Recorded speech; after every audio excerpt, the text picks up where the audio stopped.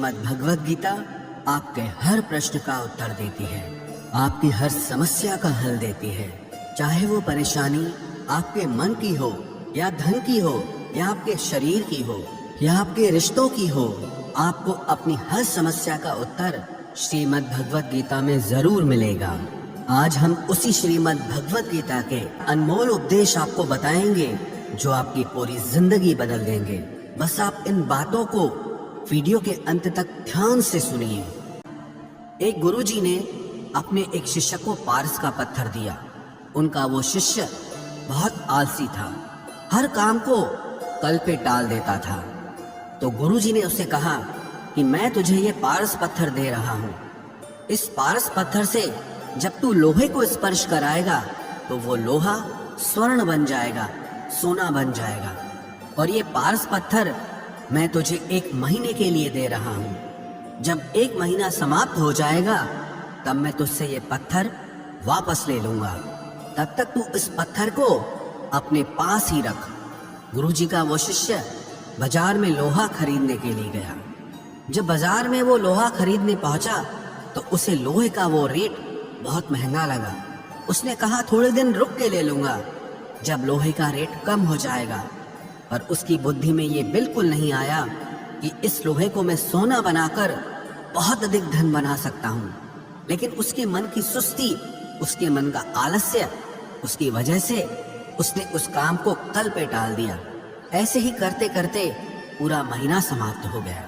फिर गुरुजी उस शिष्य के पास आ पहुंचे कि बताओ तुमने कितना सोना बनाया। शिष्य बोला कि मैंने तो अभी सोना बनाना शुरू भी नहीं किया। तो गुरुजी ने कहा मुझे मेरा वो पारस पत्थर वापस चाहिए। शिष्य बोला कि नहीं, मुझे थोड़ा वक्त दीजिए, मैं थोड़ा सोना बनाना चाहता हूँ।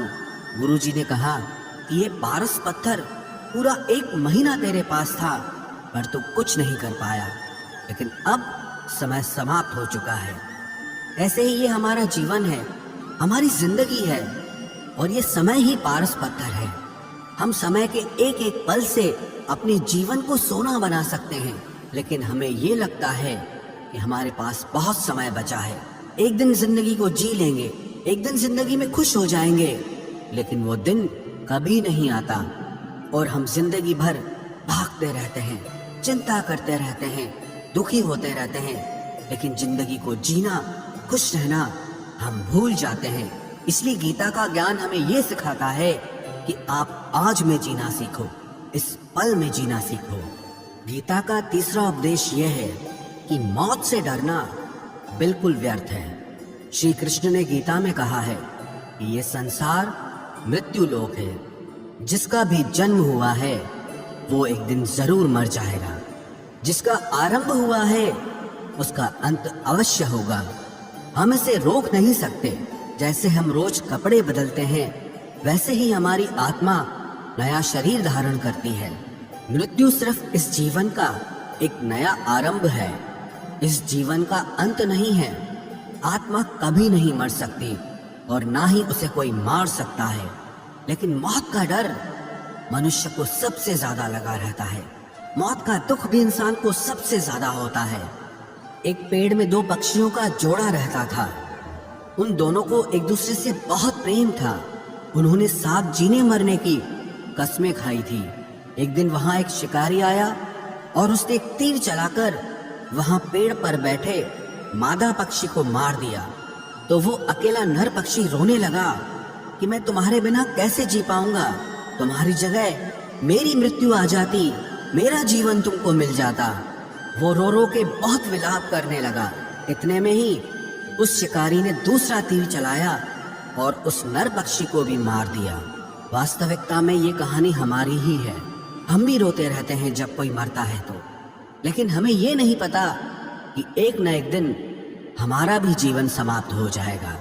हम भी उसी मृत्यु के पेड़ पे ही बैठे हैं, लेकिन शरीर का मिटना हमारा अंत नहीं है। श्री कृष्ण ने अर्जुन से कहा कि हे अर्जुन, तेरे और मेरे अनंत जन्म हुए हैं, तुझे कुछ भी याद नहीं है, लेकिन मुझे सब याद है। जो व्यक्ति इस सत्य को समझ ले कि मैं यहाँ इस संसार में कुछ समय के लिए आया हूँ, उसकी जिंदगी के सारे झगड़े, सारे दुख सारी चिंताएं ही समाप्त हो जाएंगी। जब इस संसार से जाना ही है तो दुख किस बात का। पहले के जमाने में साधु महात्मा लोग पैदल यात्रा करते थे। यात्रा करते करते वो एक नगर में पहुंचे। वो महात्मा बहुत थक चुके थे। उस नगर में उन्होंने एक महल देखा और उन्होंने उस महल में जाकर विश्राम करने का सोचा और वो महल में जाकर सो गए। जब उस महल में वहां का राजा पहुंचा तो अपने पलंग पर उस महात्मा को सोता देखकर बहुत हैरान हो गया। राजा उस महात्मा से पूछने लगा कि तुम मेरे महल में कैसे घुस आए और मेरे बिस्तर पर सो रहे हो। महात्मा कहने लगा, ये तुम्हारा महल है? मुझे तो लगा ये धर्मशाला है। तो राजा ने कहा, आपको मेरा महल धर्मशाला कैसे लगा? तो महात्मा ने राजा से प्रश्न किया कि तुमसे पहले इस महल में कौन रहता था? तो वो राजा बोला कि मुझसे पहले मेरे पिता यहाँ पर रहते थे और उससे पहले मेरे दादाजी यहाँ पर रहते थे। तो महात्मा ने फिर प्रश्न किया कि क्या तुम इस महल में हमेशा रहोगे या तुम्हारे बाद कोई और रहेगा? तो राजा कहने लगा कि मेरे बाद मेरा पुत्र इस महल में रहेगा। तो महात्मा राजा से कहने लगे कि जिस जगह पर रहने वाले बार बार बदल जाते हो उसे घर कैसे कह सकते हो? वो तो धर्मशाला ही है। इसीलिए तेरे महल को धर्मशाला समझकर मैं इसमें रात बिताने के लिए आ गया। धर्मशाला जान जग को, जीव सब मेहमान है, मोह किससे मत करो, सब स्वप्न का सामान है। यदि हम भी इस बात को समझ लें कि हम यहाँ कुछ समय के लिए आए हैं, आनंद करने के लिए आए हैं, खुश रहने के लिए आए हैं, तो हमारे सारे दुख ही समाप्त हो जाएं। जब हम अपना मोह यहाँ जमा लेते हैं, अपना दावा यहाँ जमा लेते हैं कि ये मेरा है, इसे मैं छोड़ नहीं सकता, इसके बिना मैं जी नहीं सकता, तो हमारा जीवन दुखों से भर जाता है। इसलिए जीवन में मृत्यु का भय त्याग करके जीवन का प्रतिपल आनंद लेना चाहिए।